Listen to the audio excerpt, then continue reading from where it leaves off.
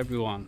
So আমি এখন আমার ফোর্থ ভিডিওতে, আশা করি আপনারা আমার থার্ড ভিডিওটি দেখেছেন।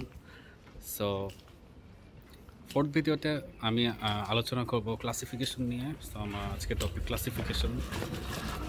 ওকে, সো আমি যদি আপনাকে দুইটা জিনিস দেখিয়ে জিজ্ঞেস করি, ফর এক্সাম্পল কোনটা কফি আর কোনটা পানি, আপনার হয়তো বা 1 সেকেন্ড ও সাম মিলি সেকেন্ডসে আপনারা বলে দেবেন, রাইট, কোনটা কফি আর পানি। বাট নাও ইমাজিন করেন কম্পিউটার কীভাবে এই পার্থক্যটা বোঝে।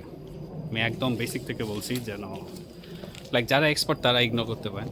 আমি আমার টার্গেট অডিয়েন্স ডিফারেন্ট, সো আমি একদম ভেঙে বলবো। সো কোনটা কফি কোনটা পানি, এটা বলা খুব ইজি, রাইট। সো কিন্তু কম্পিউটার এই পার্থক্যটা কীভাবে বুঝে, রাইট।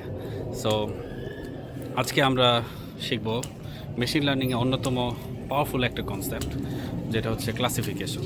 ওকে, সো শুরু করা যাক। সো সহজ কথায় আমি যদি বলি, ক্লাসিফিকেশন হলো ডেটাকে বিভিন্ন ক্যাটাগরিতে ভাগ করা, অ্যান্ড এটা এক ধরনের সুপারভাইজড লার্নিং বলা যায়। বাট হ্যাঁ, আপনারা যদি গত ভিডিওতে দেখেন, আমি উদাহরণ দিয়েছিলাম, এখানে আমি এআই এর একজন শিক্ষক থাকে, মনে আছে আই হোপ। ইয়া, সো ক্লাসিফিকেশনে আমরা কম্পিউটারকে হাজার হাজার ছবি বা ডেটা দিয়ে বলি, দেখো তো এই ক্যারেক্টারিস্টিক্সগুলো থাকলে সেটা হবে ক্যাটাগরি এ, আর এই বৈশিষ্ট্যগুলো ও ক্যারেক্টারিস্টিক্সগুলো থাকলে আমি বলবো সেটা ক্যাটাগরি বি। এখানে অনেক মানুষ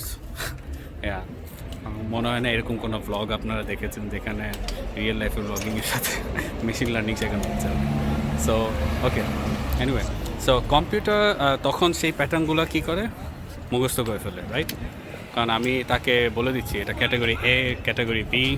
ওকে, সো যখন তাকে নতুন কোনো ডেটা দেওয়া হয়, সে জাস্ট একটা ডিসিশন নেয়, আর এটা এ, এটা বি, আর এটা সি, নাকি এটা ডি, রাইট। এটা কি স্প্যাম ইমেল আর এটা আসল ইমেল।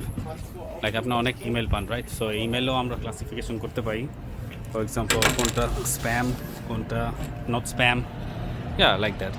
সো আমি যদি রিয়েল লাইফের এক্সাম্পল দিই, ফর এক্সাম্পল আমি বার্লিনে থাকি।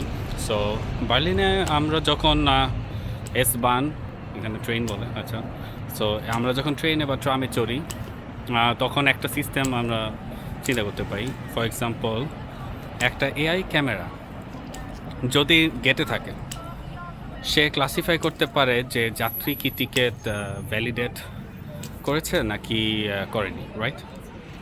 আই মিন ইয়েস ও নো, টিকেট ও নো টিকেট। আর এই যে দুই অপশনের মধ্যে তাকে একটা বেছে নিতে হবে, রাইট। সো এটাকে আমরা বলি বাইনারি ক্লাসিফিকেশন। আবার ধরেন আমি চ্যাটজিপিটিকে একটা ছবি দিলাম, সেখানে অনেকগুলো ফল আছে, সে যখন আপেল, কমলা আর কলার মধ্যে পার্থক্য করে আলাদা করছে, তখন সেটা হয়ে যাচ্ছে অনেকটা মাল্টি ক্লাস ক্লাসিফিকেশন। ওকে, সো কম্পিউটার কিন্তু ছবি দেখে না, সে দেখে পিক্সেল আর ডেটা। ওকে, সো সে দেখে পিক্সেল আর ডেটা, আর সে দেখে এই ছবি বর্ডারগুলো কেমন, কালারগুলো কেমন।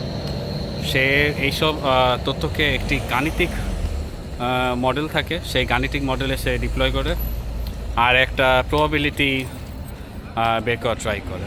ফর এক্সাম্পল সে যদি 90% নিশ্চিত হয় যে এটা একটা বিড়াল, তখন সে সেটাকে ক্যাট হিসেবে ক্লাসিফাই করে।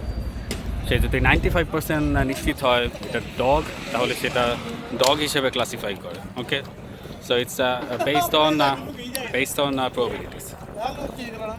এখন আপনার ফেসবুক ফিডে